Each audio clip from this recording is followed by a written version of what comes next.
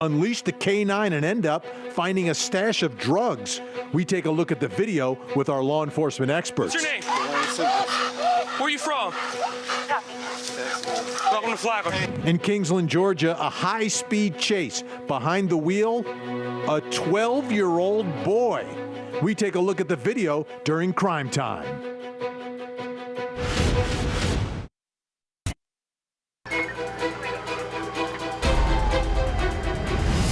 It is crime time here on Closing Arguments. Let's bring in tonight's guest. Joining me, retired Los Angeles Police Department Sergeant Cheryl Dorsey. Sergeant Dorsey started at the LAPD in 1980, worked in patrol and specialized units, including gangs, and she's the author of Black and Blue, The Creation of a Social Advocate, and of The Confidence Chronicles, The Greatest Crime Story Never Told.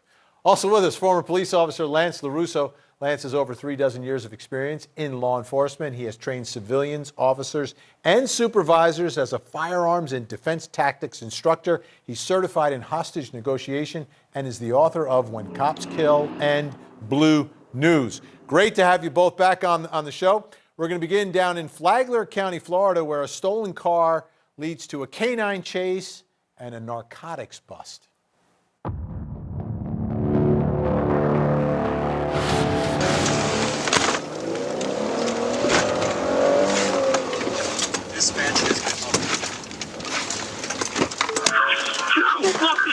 We got it.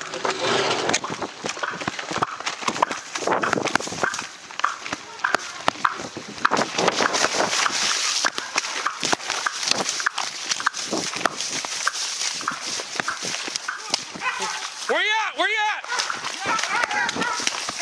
Stop his K-9! Stop now! But release the dog! Stop now! Release the dog! I can't see him anymore. You go down.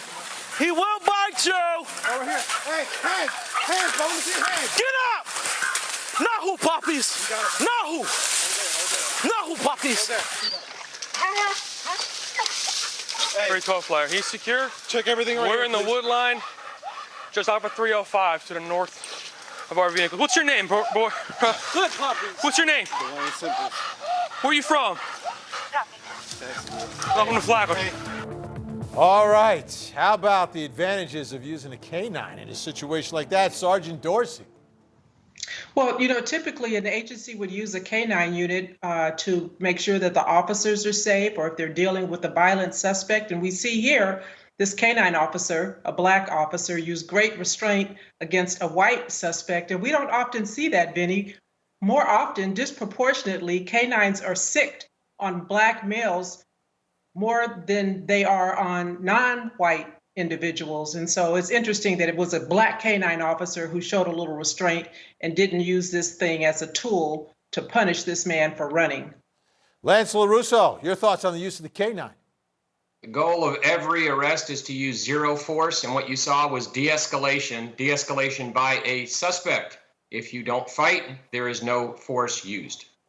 Next story comes to us from our great affiliate WTVF and reporter Alexandra Cohen in Shelbyville, Tennessee. A teen shot and killed.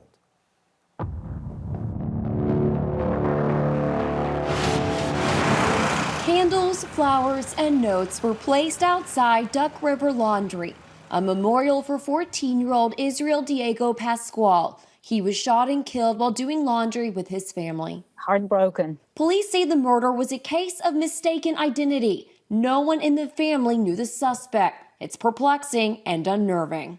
It's just very unfortunate. Nadia Spatz is a family friend. The victim's mom works at her farm. She's crying a lot. I think she's praying.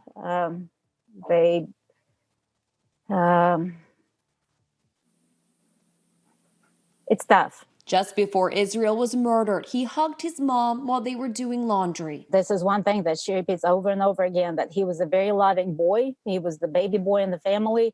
He always hugged her. One last moment to remember Israel. He always said, "I love you, Mama." They're trying to cling to the positive memories. The one thing they said, that every time they would go to church and when he was a baby and he would hear Israel, he was like, "Mama, they're talking about me." To help financially during this time, Nadia started a GoFundMe page for the family. We are very grateful. The family is very grateful, very appreciative of every dollar. Police say the murder was senseless, an innocent life taken too soon. There is a lot of love out there, a lot of good people out there. And unfortunately, it takes a tragedy to remind us that we're not alone. We have each other, we have God, and we just need to support each other and share love, like Israel shared love with his mom.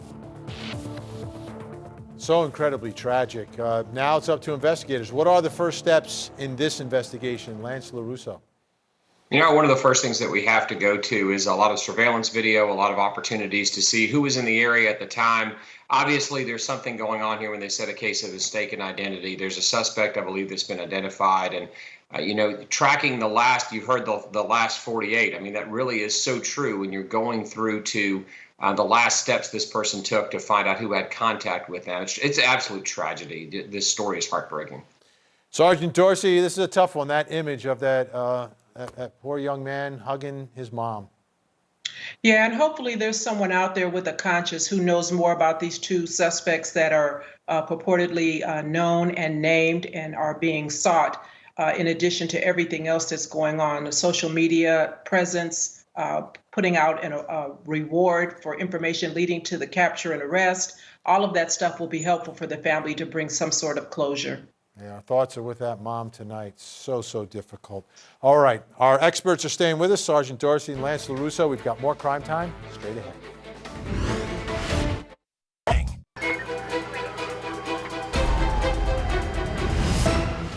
It's brazen. It's a sense of lawlessness that's just exalted. I mean, I don't know how else to describe this and the despair that small businesses will feel. What a scene at that store down in Baltimore. Another story we're covering tonight in Crime Time with our special guests joining us, Sergeant Cheryl Dorsey and Lance LaRusso.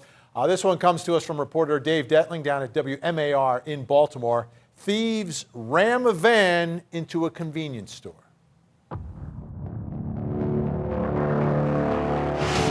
They didn't save too much to the imagination. They just smashed it. Historic brickwork came crumbling down early Tuesday morning after a passenger van was used as a battering ram to steal an ATM from this 7-Eleven on Thames Street in Fells Point. They showed up with a van, a driver, and then they had a group of three on foot with, fully blacked out clothes, black shirt, black shoes, black pants. And they were masked. Those who watched the surveillance video say the suspects involved cased the area, waiting for police and security detail to leave. They swooped in as soon as the opening was there.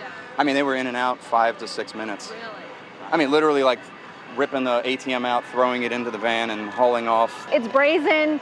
It's a sense of lawlessness that's just exalted. I mean, I don't know how else to describe this and the despair that small businesses will feel. It's a feeling of deja vu because back on August 26th, the 7-Eleven on Falls Road in Hamden was also hit. The ATM taken. So far, there have been no arrests, but police have recovered several ATMs dumped behind a vacant house on the city's southwest side. I'm coming to talk to you.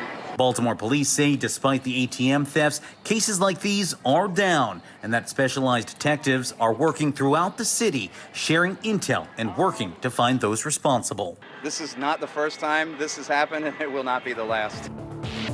Unbelievable, right? You're stealing the whole ATM machine. What evidence can be collected on the scene of this mess, Sergeant Dorsey? Security in the area and at the store, if they have it, is going to be the best bet to maybe see some identifying information for the vehicles that were used, see it ingress and egress into the area would be helpful. And since this seems to be a recurring thing, they should really harden the way that folks get into these things, put some kind of concrete barricade in front of the business or relocate the ATM so that they're not forward facing in your business. This is problematic. Lance LaRusso, it seems from the description, this crew knew what they were doing. Sounds like they've done it before. Yeah, I'm sure they've done it before. You know, these are stolen vehicles, so a lot of times lenses and things like that off of lights are really not going to help you much. You know, the car's stolen, but you're looking for footprints. You're looking for somebody who makes a mistake and leaves a fingerprint there. And the detectives are organized because these criminals are organized. This is more than likely gang related. And when you start finding 5 or 6 of these, two things will tell you: it's organized and it's not going to stop until they are put in jail and kept in jail. Sergeant Dorsey, is there anything they can do with these discarded ATMs that they're finding now, right? They steal the ATM, they get the money out of them, then they're discarded. Do you think that can help at all? I'm not really sure. I mean, if they're wearing gloves, as we can see from this particular video, I would imagine that getting fingerprints from that would not be likely, but maybe, you know, as an added security measure, some sort of a tracking device might help to see if, you know, oftentimes criminals are doing the same thing. They have an MO. If they're dropping these things off at one location, perhaps it's known to the suspects. They're familiar with the area and they're comfortable going back time and time again to discard ATMs. So that could be a way in to identify these people. Sergeant Cheryl Dorsey, Lance LaRusso, always great to have you on the program. Appreciate your time, your expertise, and your incredible experience. We'll see you again really soon. Thanks, Vinny. When we come back, verdict, Judgment Day. I got the red tie on. Judgment Day for Robert Durst, and breaking news in the search for Gabby Petito, and a big hearing in the Kyle Rittenhouse case, the so-called Kenosha shooter. All of that coming up in the next hour. Keep it right here on your front row seat to justice.